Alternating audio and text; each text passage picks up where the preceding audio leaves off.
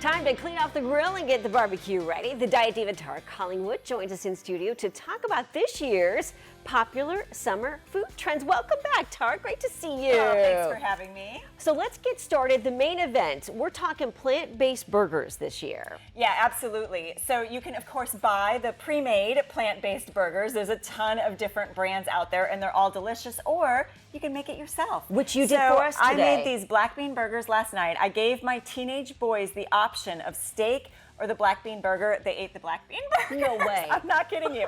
So these are just black beans and a little bit of veggies, you know, sauteed up with it. Of course, some garlic in there, and you know, you just bind it together. It's wonderful. Do you bake it? Do you? So I did it in the skillet. Okay, gotcha. Yeah. So you fry it up in the skillet, garnish it with whatever, add some beautiful color to it, some lettuce, some tomatoes. I threw a little bit of crumbled feta right in the recipe there, so it makes it a little bit more moist, and an egg and some breadcrumbs. It's kind of like meatloaf, but with black beans. With black beans, and the boys loved it. Okay, next up on the list, we're talking summer food bowls, and the poke bowl continues to be all the rage. Absolutely. I mean, bowls are the trend in general, but poke bowl is so summer because it's cold and refreshing. So poke bowls in general are going to have raw fish. Of course, you can make it in different ways, but we're talking raw tuna, raw salmon, which of course has a ton of health benefits with the omega-3s, good protein, and you can get some really good veggies in there too, with some seaweed, some carrots, some cucumber,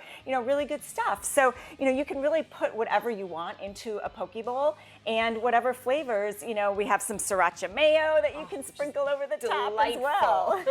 I feel like these bowls are basically a vehicle for sauce. I mean, that's what I use them for. But, I know. Rice, some edamame, some lettuce, you name it, you can kind of create your own. Yes. Okay, all right, moving on to the summer salad. This is the big thing. Finding fresh fruit, whatever's in season in your area. We found pears. Yes, so you can obviously do pears, but I think that's the thing with a summer salad is fruit.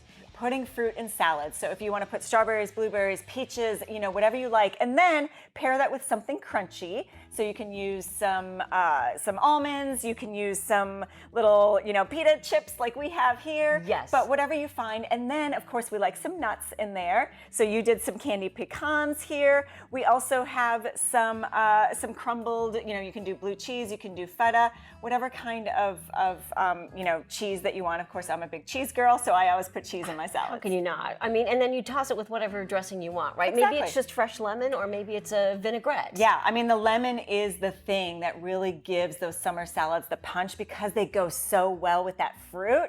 It's just, I'm like gonna start drooling here. Okay, and we paired it with some corn muffins too, because that's kind of a fun thing. Love that. You mentioned fruit. The infused water is the latest trend when it comes to drinking water. We know we're supposed to get plenty of water every day. This is sort of a new take on it. Yeah, so people tell me all the time, oh, I don't like plain water. I'm like, well, just slice some cucumber in it, put some fruit in it. That so, easy. I mean, we did mint and lime here. You know, lemon and lime are very common, but throwing just that little sprig of mint. Some people like to do a little rosemary in there as well, so that's nice.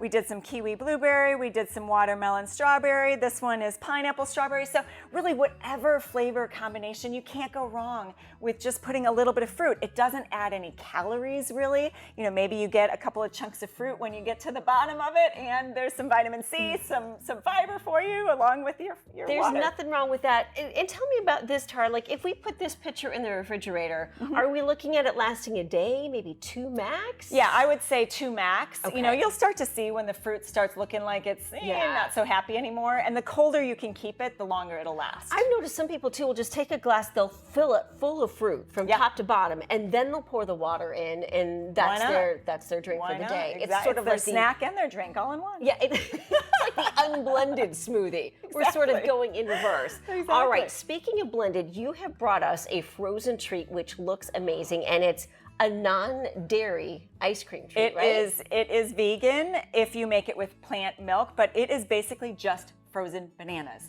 So when your bananas are starting to get that brown, peel them, cut them into chunks, put them in a Ziploc in the freezer. Okay. Then you take them out, you put them in your blender, and just add a little. You can add some plant-based milk, or you can add regular milk, but literally like a couple of drops. That's it. That's it, and you blend it, and it is so thick and creamy. And I did a couple different flavors here, so you can add. I mean, you could keep it just the banana if you want, or I added just a little bit of coconut extract.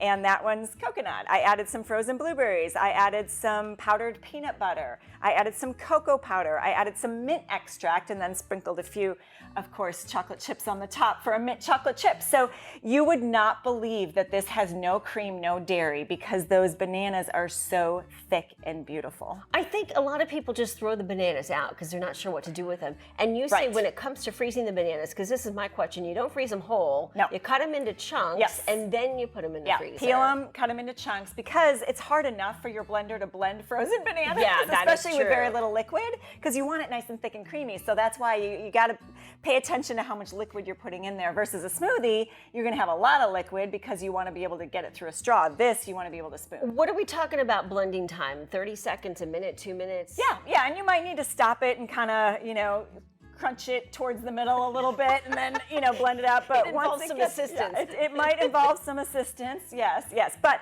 like you said, when those bananas are starting to get nice and brown, some people are like, oh, I'm going to make banana bread.